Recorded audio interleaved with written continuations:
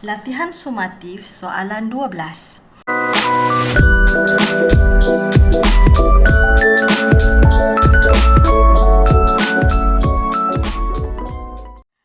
Dalam rajah di sebelah, segitiga ADB, ADB ialah sebuah segitiga tegak.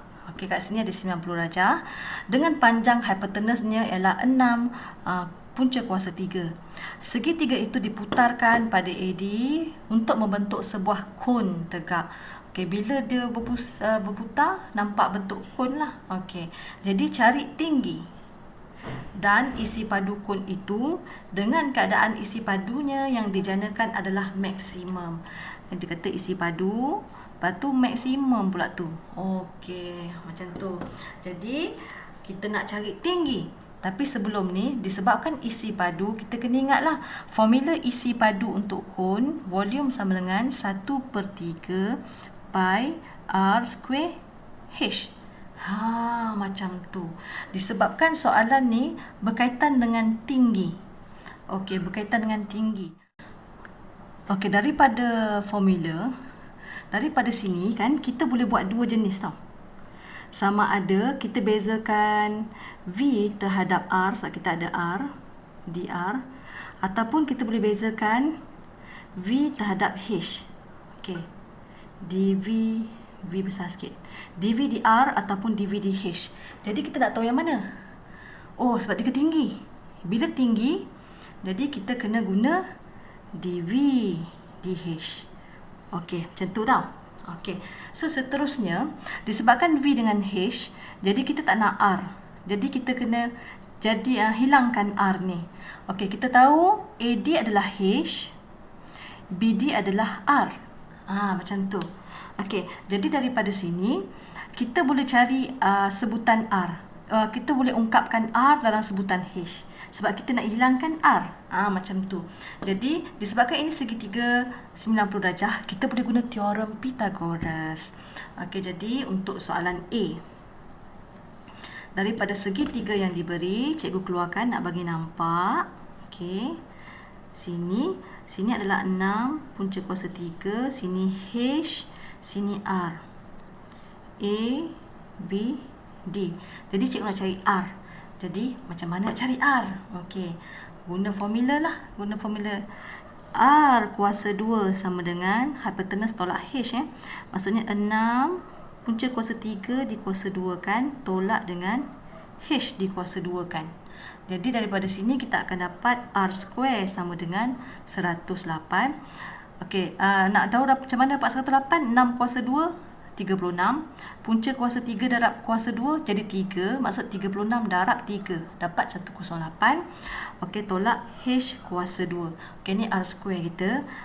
Jadi daripada sini kan murid-murid, kita boleh masukkan dalam ni. V sama dengan 1/3 pi R square H. Jadi cikgu boleh masukkan, gantikan R square ni.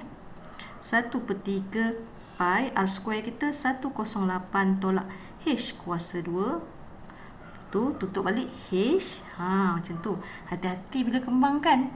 Jadi kalau tak nak keliru, cikgu masukkan H dulu kat dalam. 108 H tolak H kuasa 3. Lepas tu baru darab 1/1. Darablah 1/1. Jadi cikgu dapat 1/3 darab 108, 36 pi H tolak 1/3 pi H kuasa 3. Inilah V. Gitu. Panjang kan? Jadi nak buat apa lagi? Carilah dV dH. Kita cari dV dH. Kita cari dV dH.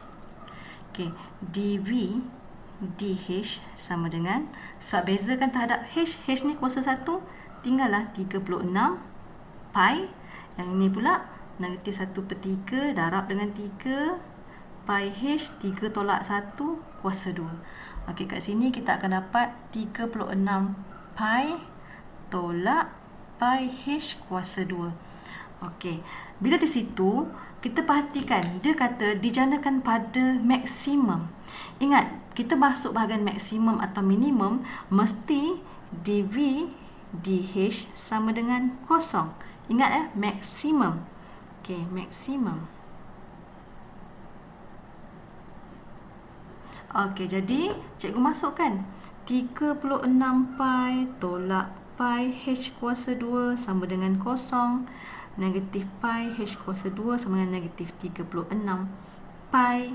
Okey, jadi h kuasa 2 negatif 36 pi bahagi negatif pi akan dapat 36.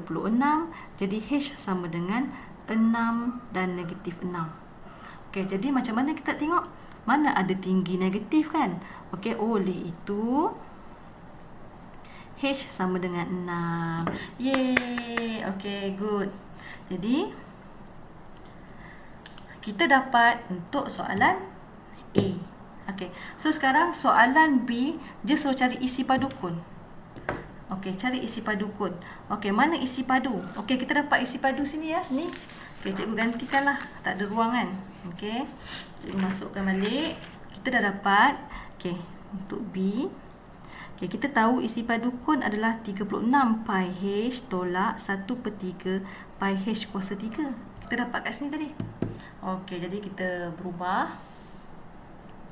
Okey, kita tahu.